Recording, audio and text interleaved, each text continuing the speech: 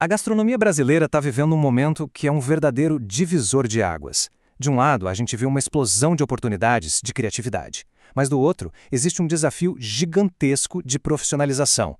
Vamos mergulhar fundo nesse paradoxo para entender como é que o setor está tentando se transformar, saindo do caos para chegar no método. Essa frase aqui, olha, resume perfeitamente o drama.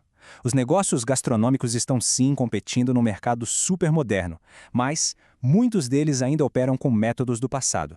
E essa desconexão, sabe, entre a velocidade que o mundo lá fora exige e a desorganização interna, que está na raiz de muitos dos problemas que a gente vai ver agora. Isso leva a gente para a pergunta de $1 milhão. Com tanta gente querendo ter novas experiências, sair para comer, por que afinal tantos restaurantes fecham as portas tão rápido? É exatamente esse paradoxo que a gente vai tentar desvendar aqui. Para começar a achar uma resposta, a gente precisa primeiro olhar para fora, para as forças que estão moldando o mercado. Uma coisa é certa, as regras do jogo mudaram, e mudaram completamente. Entender essa mudança é o primeiro passo. A maior mudança de todas está no perfil de quem consome. Pensa bem, antes mesmo de sair de casa, essa pessoa já comparou cardápios, leu um monte de avaliações, ou seja, é alguém hiperinformado. E também é impaciente. Qualquer probleminha na experiência, desde a reserva até a hora de pagar, pode ser fatal. Mas o mais importante mesmo é o lado emocional e social.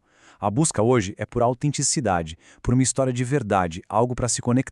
E o que isso quer dizer na prática? Que a compra deixou de ser só sobre o prato de comida. Hoje, o que se vende, de verdade, é a experiência completa. É o acolhimento desde a porta, a identidade daquele lugar, a narrativa que a marca conta e até um sentimento de pertencer àquele universo. A consequência disso tudo é bem direta. Ter uma comida excelente não é mais um diferencial. Virou pré-requisito. É o mínimo para entrar no jogo, sabe? Mas não garante a vitória de jeito nenhum. Ok, então se o mundo aqui fora mudou tanto, o que será que está acontecendo portas adentro? Muitas vezes é aí que mora o problema mais fundo. O verdadeiro inimigo não é a concorrência não, é o caos dentro da própria operação. Essa é a realidade dupla de muitos negócios. Para quem está sentado na mesa, a experiência é de criatividade, sabor, um ambiente legal. Mas lá nos bastidores, a coisa pode ser um verdadeiro caos. O custo de mercadoria vendida, ou seja, o custo dos ingredientes está totalmente descontrolado, o desperdício é altíssimo e a equipe muitas vezes trabalha sem uma cultura forte, sem uma liderança clara.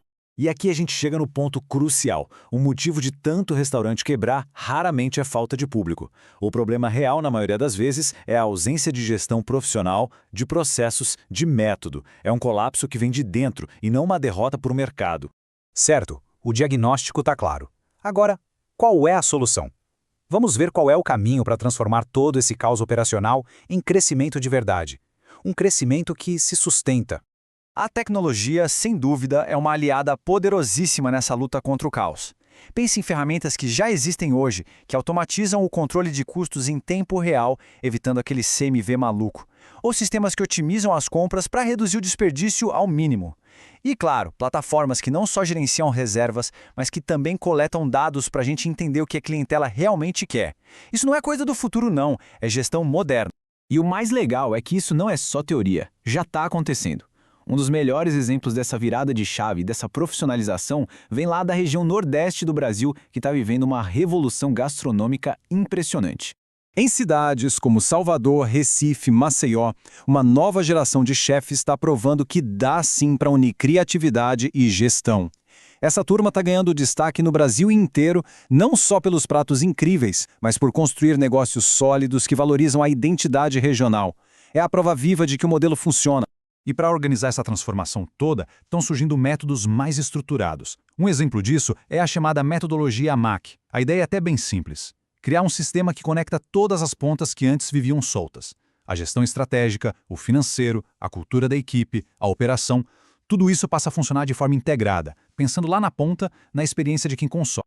Aqui a gente consegue ver bem esses pilares em ação. Nada funciona sozinho. A estratégia aponta o caminho, mas é a cultura da equipe que faz a coisa acontecer no dia a dia. E isso, claro, depende de um financeiro bem amarrado. No final, todos esses elementos juntos é que criam aquela experiência que encanta. É um sistema, sabe?